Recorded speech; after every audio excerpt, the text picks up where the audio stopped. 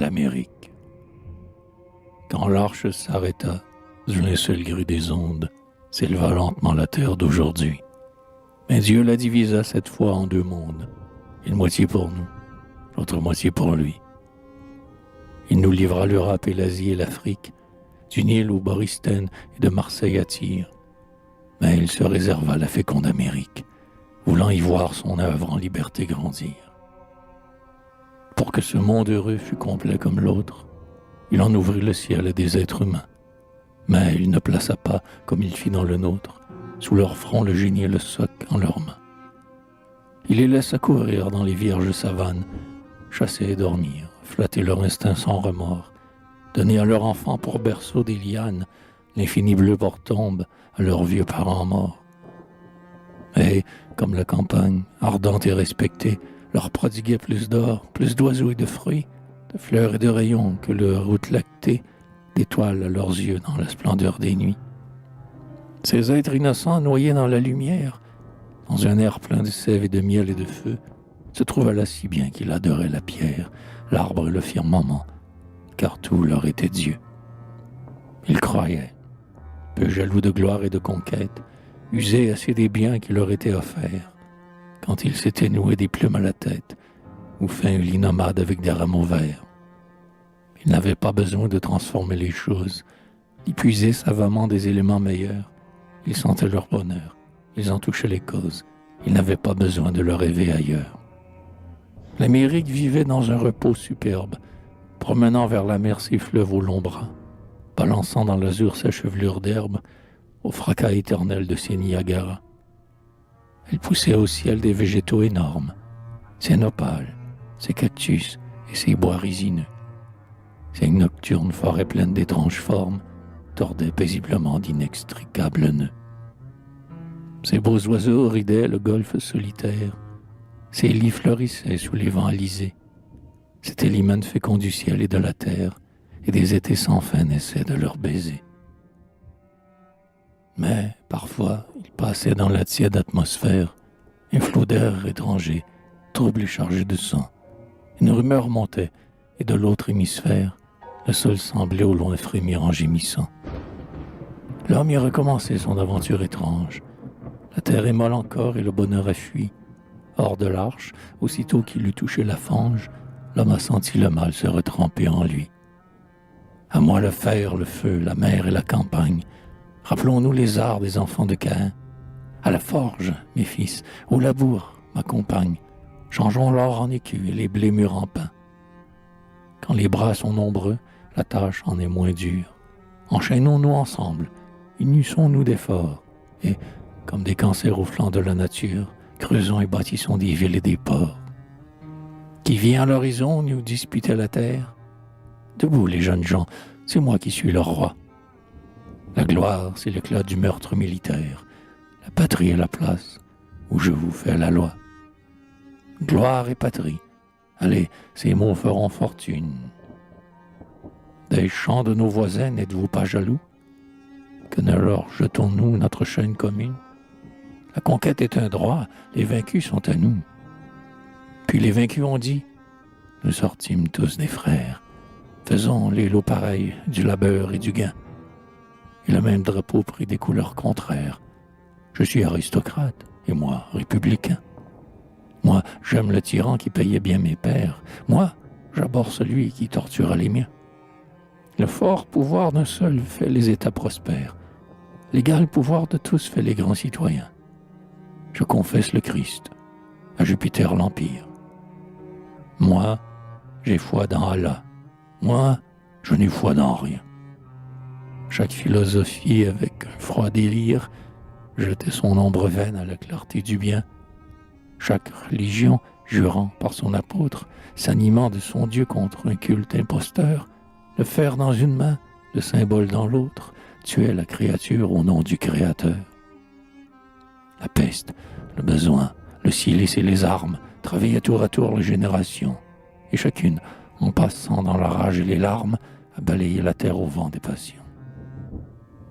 Ainsi, les ouragans qui poussent les nuages, les font s'entrechoquer comme les bataillons, et de pluie et d'éclairs forment ces grands orages, qui laissent derrière eux la campagne en haillons. L'Asie a vu courir plus de 20 Alexandres. Que devient la verdure où passe le torrent? Les colosses d'Égypte ont ajouté leurs cendres au sable que tourmente un soleil dévorant. L'Europe a vu pâlir ses plaines les plus belles, sous la herse gauloise et le chariot germain, et sous la grande route aux dalles éternelles que fondait sous ses pas le lourd piéton romain. Les rois vont pulluler sur l'empire en poussière, des trônes sont bâtis sur les épis broyés. Chacun dispute à mort sa part dans la matière, chacun dispute à mort la place de ses pieds. Dieu voilé, tu pouvais, pour punir cette engeance, la laisser elle-même un jour s'anéantir, et sa propre fureur eût servi ta vengeance, mais une fois encore tu crus au repentir. Et tu dis à Colomb, cherche une voile et marche, va toujours devant toi, par mon souffle emporté, où lui la croix du sud je conduirai ton arche, car je veux par l'exil sauver la liberté. Et l'inspiré partit. Qui ne sait l'aventure, l'espoir, le doute ingrat, l'équipage ennemi, les 3 sommations à l'horizon parjure, la honte d'un retour, la peur de l'infini. L'Amérique était calme, et cependant vers elle accouraient effrayés tous les oiseaux marins. De l'approche du monstre, ils portaient la nouvelle, mais l'incrédule terre apaisait leur chagrin. Ils vont si lentement par des plaines si grandes, et les déserts dormaient sur la foi des 2 mers. Dans leur tranquillité se déployaient les landes. On aurait dit qu'Atlas, du poids de l'univers, avait, heureux titan, soulagé son épaule, et qu'il dormait paisible au bord d'un océan.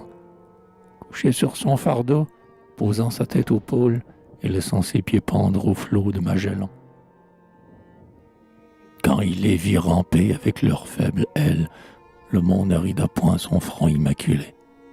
Paix, mes filles, dit-il au nage éternel, avant que je m'adresse, ils auront reculé. Sentant de ces forêts frémir les vieilles souches, et leur plaintive houle importuner ses flancs. Rassurez-vous, dit-il, ô mes vierges farouches, votre seuil est terrible, ils s'en iront tremblants. Ah, tu ne savais pas ce que peuvent les hommes, toi qui les défies avec un tel dédain. Monde nouveau demande à l'ancien qui nous sommes, où nous aurons passé, tu seras vieux demain. Déjà tes beaux déserts, hachés par nos charrues, sont des carrés de riz, de canne et de coton. Ils subissent le rail, le pavé des rues. Leurs sauvages troupeaux connaissent le bâton. L'homme apporte avec lui le fouet et les entraves. Il déshonore tout. Ton sol épouvanté, comme une vieille Afrique a bu des pleurs d'esclaves, il t'a fait, malgré Dieu, trahir la liberté. Encore un peu de temps, et les guerres civiles d'une rosée impie abreuveront tes champs. Bois donc, et tu sauras pourquoi les fleurs sont viles dans les jardins de Rome au soleil de printemps. Quand l'étranger funeste, à genoux sur la grève, fit à Dieu ses prières, encore pâle d'effroi, il le remercia d'avoir béni son rêve et donné par ses mains tout un monde à son roi. Il n'a pas ressenti la paix surnaturelle que dépose dans l'âme un sol inexploré. Il a vu cette plage et mis le pied sur elle, sans lui parler tout dans un trouble sacré.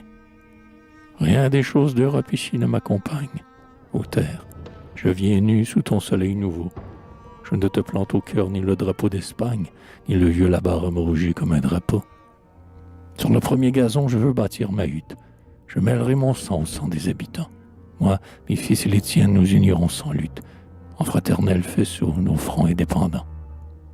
Imitons la forêt dont les chênes robustes, puis au sol commun sans bataille entre eux. Les racines jamais ne font les parts injustes, les ciments chantants se baissent dans les cieux.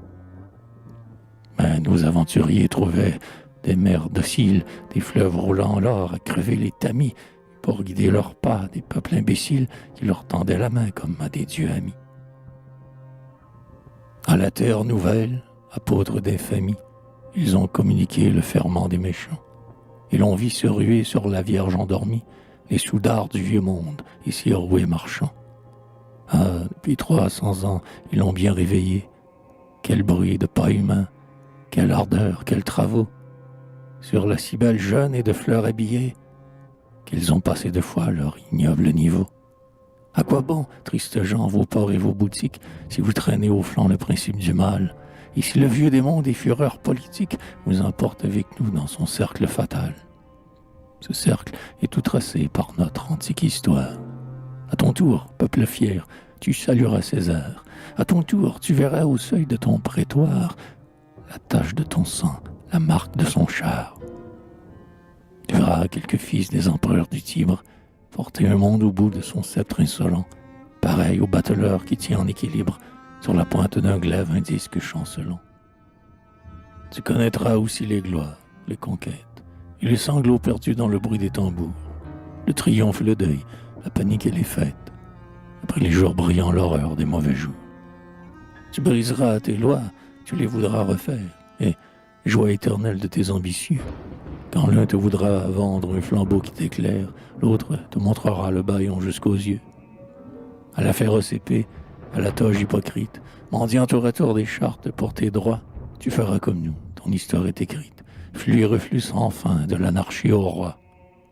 Ta fortune est vulgaire et nous la croyons belle, aux terres de colons, et quand la liberté, à travers l'océan volant à tire-d'aile, vint jeter dans tes bras son corps ensanglanté, nous la croyions ravie au soufflet de la guerre, notre amour jaloux l'accompagnait là-bas, aux terres de colons.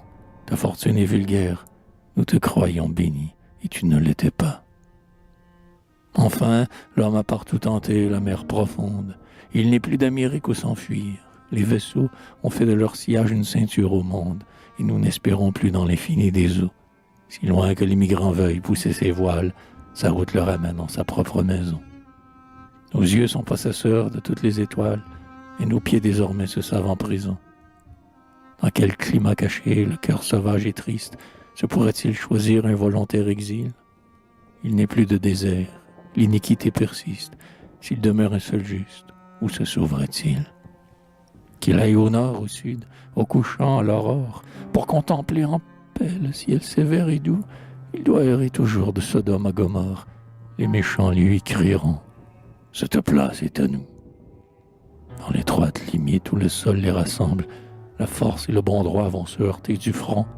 L'équateur les enserre et les confond ensemble, ses ennemis mortels corps à corps lutteront. Jéhovah n'est plus craint, la vieille arche est brûlée, et nous ne demandons aucun déluge au flot.